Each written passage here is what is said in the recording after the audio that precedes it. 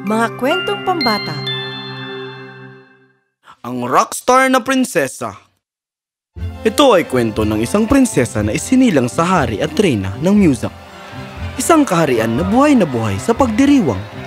Ipinakikilala ko ang aming magandang anak, Odeline! Yay! Ang aking sanggol ay magiging isang eleganting binibining. Dinikorasyonan ng maganda ng reyna ang kwarto ni Odeline. Pinuno ito ng mga manika at laruan. Subalit, habang lumalaki si Odeline, ang tanging gusto lang niya ay ang napakagandang tambol na natanggap niya galing sa kanyang tiyuhin.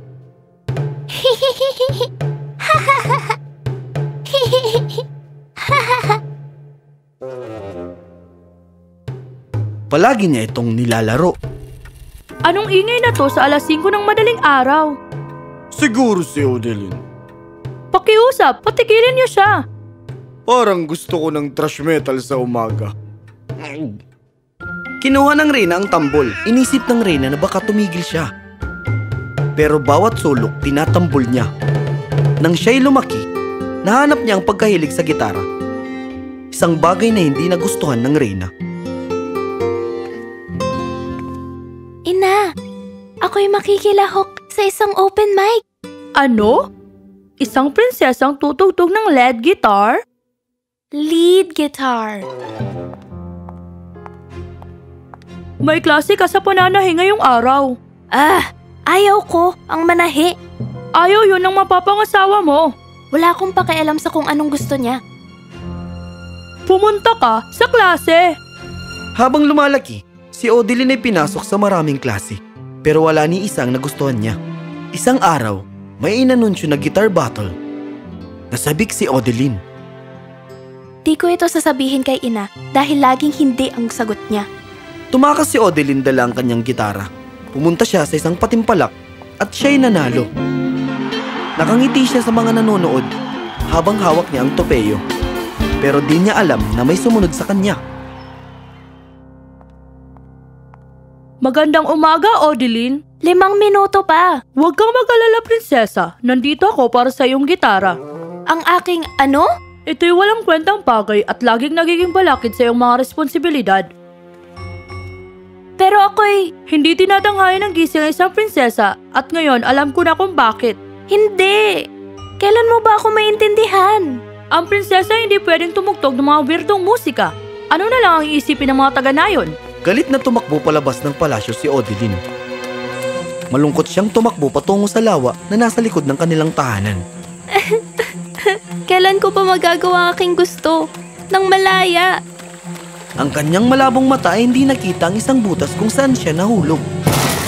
Nang walang katapusan. Aray! Napakadilim. Teka, ano yan? Sinundan niyang maliit na liwanag at di kalaunan nakarating siya sa isang di kapanipaniwalang lugar. Ito ba'y isang panaginip? Napakaraming mga musikero ang nagtitipon-tipon doon at nag-iinsayo ng kani-kanilang mga instrumento. Wow! Sino yan? Lahat ay huminto. At lahat ng mga mata ay nakatingin kay Odeline. Hi? May nangihimasok. Teka! Pakinggan muna natin siya. Magsalita ka! Naglalakad ako patungo sa lawa at nahulog ako sa butas. Oh, ikaw pala ang chosen one. Ano iyon? Ang mga talentadong musikero lamang ang nahuhulog sa underground. Ngayon, ipakita mo ang kaya mo. Tumutugtog ako ng gitara. Oh, country? Nako hindi, rock. Rock? Hindi, nagsisinungaling ka. Kumuha ng gitara si Odeline at tumugtog ng magagandang licks. Oh, nakakatugtog ka nga. Nanalo pa lang ako sa guitar battle kahapon. Oh, ikaw pala ang misteryosong babae. Pinag-uusapan ka ng lahat. Kung ganon, ikaw na ang aming gitarista. Siyempre naman. Pero ano ang lugar na ito? Underground. May rason kung bakit may mga musikero sa underground. Dito kami galing. Masaya si Odeline na makita ang mga taong kapareho ng kanyang hilig. Ito lang ang hinihiling ko. Tumugtog siya kasama ang banda at natuto siya ng mga bagong teknik. Di kalaunan ay kinagiliwan ng mga tao ang banda. Nag-i-enjoy lamang kami at malapit na kaming sumikat. Pagbutihan lang natin. Lahat ay parang bahaghari at sikat ng araw. Hanggang sa isang musikero ang nagpakita. Paano nakapunta si Shezna dito? Sino siya? Malamang ang pinakapangit na mga awit kailanman. Nagbuwang mga tao sa kanya. Ow! Boo! Rinsain nyo! Ha ha ha ha! Dahil mamahalin nyo ako mula ngayon. Handa na ba kayo? Tinanggal ni Gugu, Chris, at Dave ang kanilang earplugs at ibinigay kay Odeline.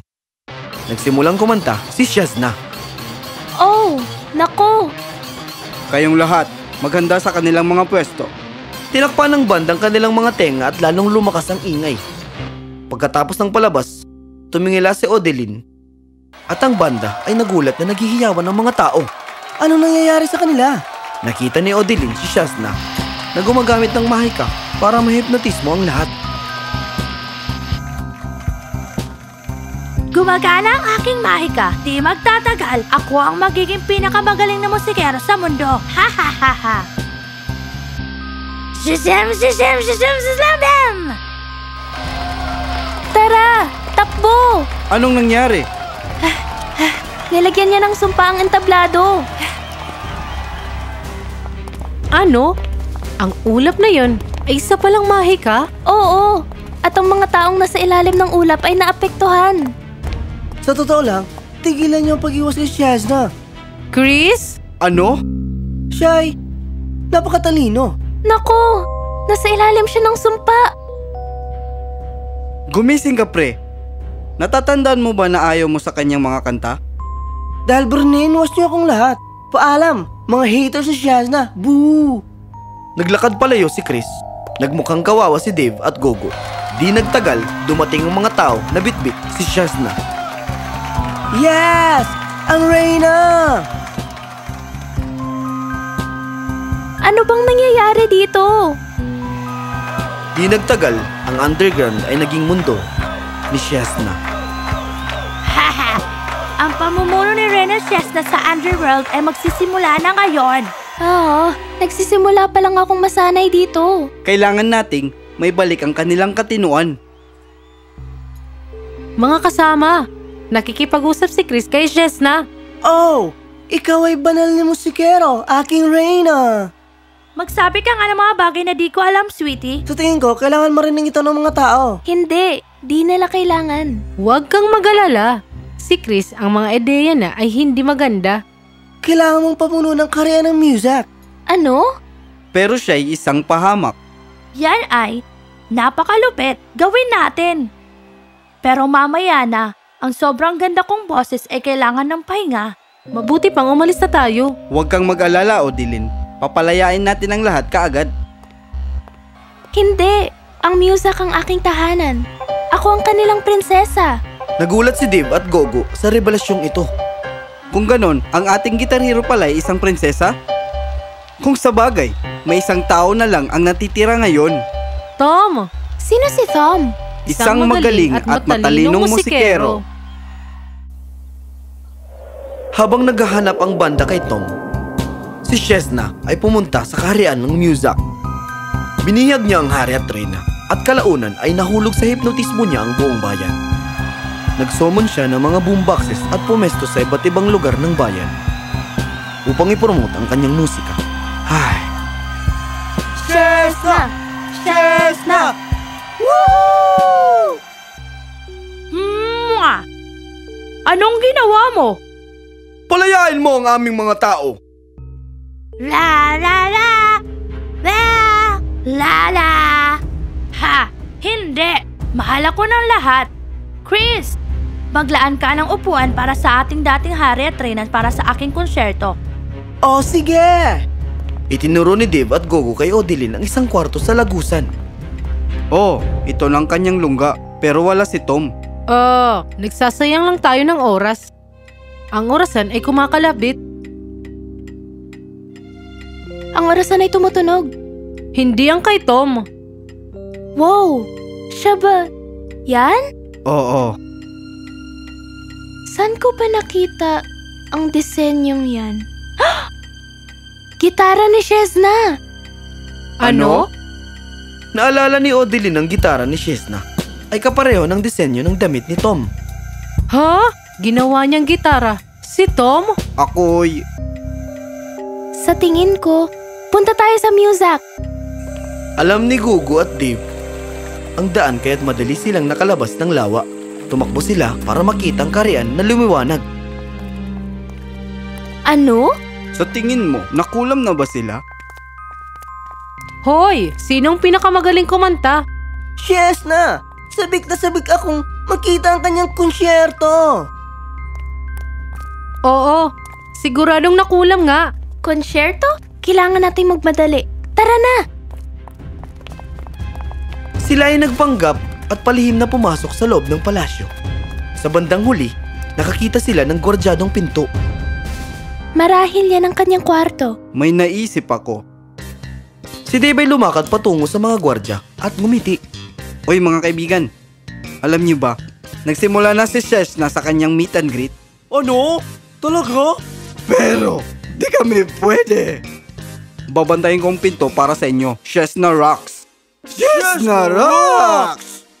Tumakbo ang mga gwardya. Chesna rocks! Pumasok sila sa kwarto at nakita ni Odeline ang gitara. Narito nga. Hello? Tom? Hello! Iligtas mo ako! Wow! Napagtanto ni Odeline na nakakapagsalita si Tom kung tinutugtog ang gitara. Ikwinento niya ang buong sitwasyon sa kanya at hiniling ang kanyang tulong. Si Chesna ay aking mag-aaral noon bago pa siya napunta sa masamang landas. Dahil ako lang ang nakakaalam paano sirain ang kanyang sumpa, ginawa niya akong gitara. Kung ganun, matutulungan mo kami. Oo, kailangan niyong tugtugin ako sa harap niya ng malakas. Tanging magagandang electric leads lang ang makakabasag sa mga sumpa. Kayang tumugtog ni Odeline. Ako? Hindi ako ganun kagaling. Wala tayong oras pag-usapan ng walang kasiguraduhan. Gawin mo. Naramdaman ni Odeline ang bugso ng layunin. Sige, pabagsakin natin ang konsyertong ito.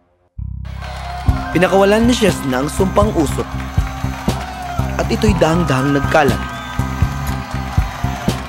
Di ka makakatakas dahil dito. Nagawa ko na! Ha ha ha ha ha!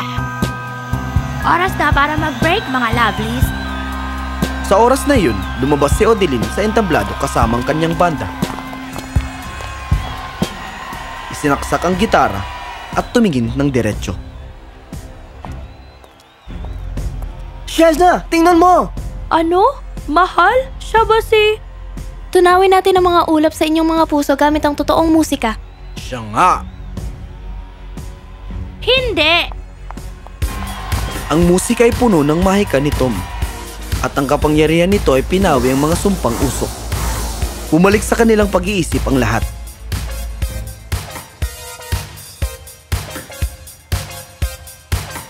Mapagmahal kong ina! Anong ginagawa ko rito?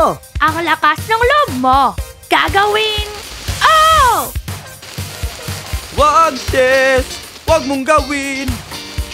Oo, itigil mo yan kung ano mang ginagawa mo. Bumalik si Tom sa kanyang dating anyo. Odeline! Akala namin na wala ka na. Huwag ka nang maglalayas ha? At susubukan kong intindihin ka ng mas mabuti mula ngayon. Ano? May sarili kang talento at sariling buhay at kailangan kong makita ang tunay na ikaw. Ang pagligtas mo sa amin ay sadyang nagpabago sa kanya. Iniisip niya na ngayon na astig ka na. Mahal! Salamat sa inyo. Ito ang aking mga kaibigan. Sa huli, nalaman ni Odeline na ang gusto lang ni Chesna ay ang makakanta. Ang aming kaharian ay mayroong mga vocal coaches. Ang pag-iensayo ay isa ring uri ng mahika. Patawad! Nakuha ni Chesna ang tulong na kinakailangan at kalaunan siya ay naging isang magaling na mga awit. At si Odeline, siya ay naglakbay sa buong mundo kasamang kanyang banda. Sold out ang mga konsyerto at nagkaroon ng rocking good time. Napagtanto ng ina ni Odeline na ang kanyang tanging gusto para sa kanya ay ang kanyang kaligayahan. Sobrang tuwa talaga ni Odeline na siya'y natanggap kung ano talaga siya.